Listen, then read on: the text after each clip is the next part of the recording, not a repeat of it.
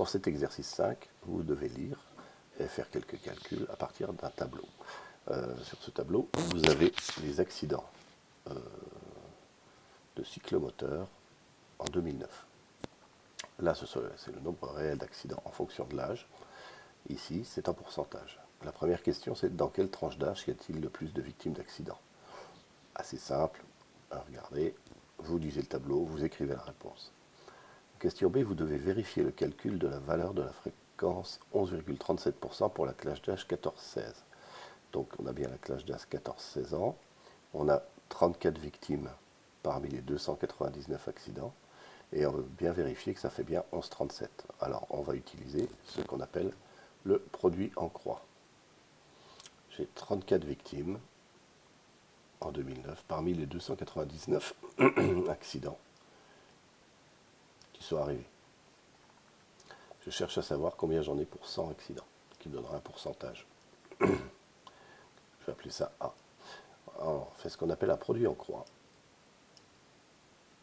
Vous avez sûrement déjà vu ça. Et je vais pouvoir écrire que A est égal à 34 fois 100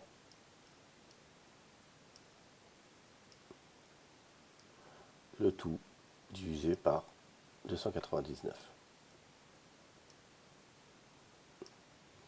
Donc vous faites ce calcul, et si c'est bien fait, normalement vous devez tomber sur le résultat du tableau. Pour la troisième et dernière question, on constate que chaque année, plus d'un quart des victimes d'accidents ont moins de 18 ans.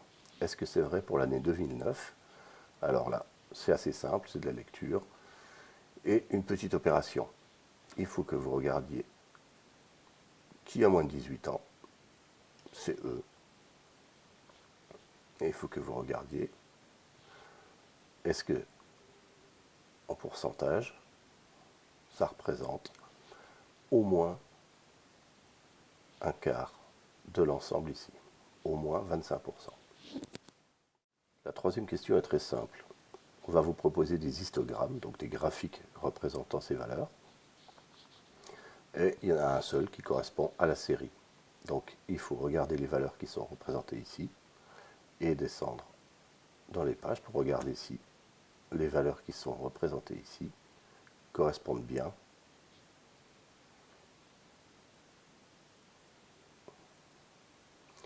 Vous voyez simplement qu'il ne faut pas regarder les pourcentages, mais le nombre réel de tués.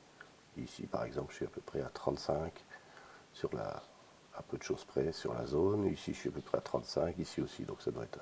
Les trois sont les mêmes. Il faut regarder les valeurs réelles. Si vous revenez dans le tableau, il ne faut pas regarder la ligne du bas.